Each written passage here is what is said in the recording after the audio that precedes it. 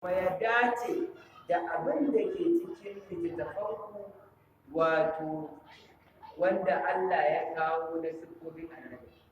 Domin a cikin attaura, a cikin injila, dukka Allah ya yi bayanin manzon Allah sallallahu alaihi wasallam, hadda sunansa, hadda garin da za a haife shi, hadda inda zai hijira, hadda kamanninsa, hadda yanayin bayanin ɗabi'unsa, hadda wato yanayin yadda zai nasara da yanayin yadda zai samu ƙalubale duk an faɗa a cikin littafin.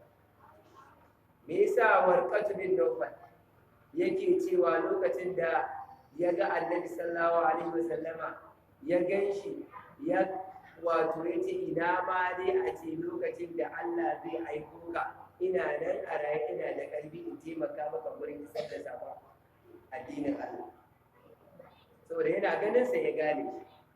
Me yasa Najashi sarkin Habasha lokacin da Annabi sallallahu alaihi wasallama ya tura mutane garin Makka su je su zauna a can, da suka ya ringa musu tambaya akan ya annabin naku yake, suka ringa ba shi labari, suka karanta masa suratu Maryam, yace lallai wannan shine annabin da yake cikin littafin wanda zai zo a ƙarshen zamani.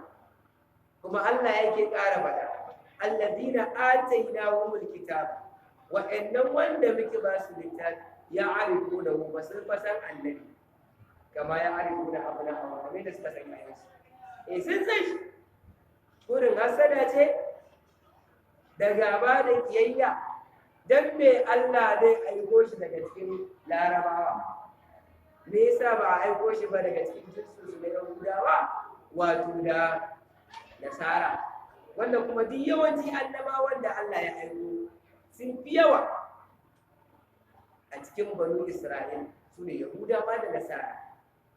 Daman kafin zuwan annabi a alfahari suke yi cewa Allah zai aiko annabi daga cikinsu, annabin ƙarshen zamani, annabin da shi ne cika bakon annabawa, ƙarshe da Allah ya tashi sai ya aiko annabi kuma ba daga cikinsu.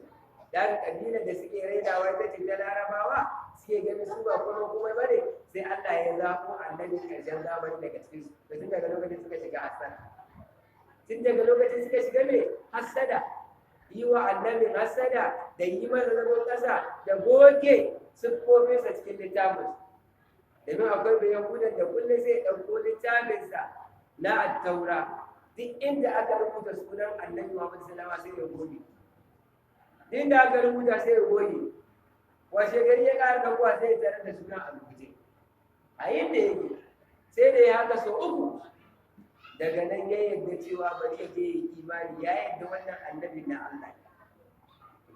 To wannan shine hasada da suke yi wa addinin musulunci, hasada da suke wa annabi Muhammad sallallahu alaihi wasallama, dan me Allah zai aiko shi daga cikin Laraba da aiko shi daga cikin su.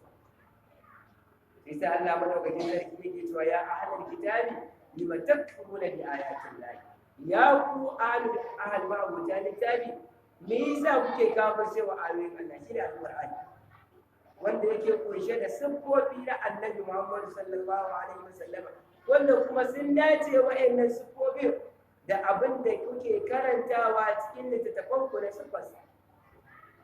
Allah ya ce wa antum tashhaduna, alhalin kun san cewa annabi Muhammad sallallahu alaihi wasallama da abin da yazo da shi gaskiya ne, sun sani. Amma kafirci da hasada ya sa suka yi. Allah yake cewa ya ahlal kitabi lima talmisuna al-haqqa bil batil, ya kuma abota littafi yahudu da nasara, mai yasa za ku ringa cakuɗa gaskiya da ƙarya? Haka suke, sai su ɗauko wato ƙarya sai su shigar da ita cikin littafin da Allah ya aiko musu. Littafin da Allah ya aiko musu gaskiya ne, amma sai su ɗauko ƙaryar ƙaryakin sai su rubuta sai su shigar. Sai su rubuta sai su shigar. Duk inda Allah madaukakin sarki ya yi bayani akan siffofin annabi Muhammadu sallallahu alaihi wasallam sai su goge gurin. Sai su ga wani abu da ƙarya sai su rubuta a gurin. Haka suke yi, suna cakuɗa gaskiya da ƙarya. Allah madaukakin sarki yake cewa wa antum ta'lamuna, alhalin kuna sane, kun san cewa wannan annabi mai gaskiya ne kuma Allah madaukakin sarki ne ya aiko shi to wannan shi ne abin da suka kasance suna yi Allah madaukakin sarki ya ce وقال طائفة من أهل الكتاب آمنوا بالذي أنزل على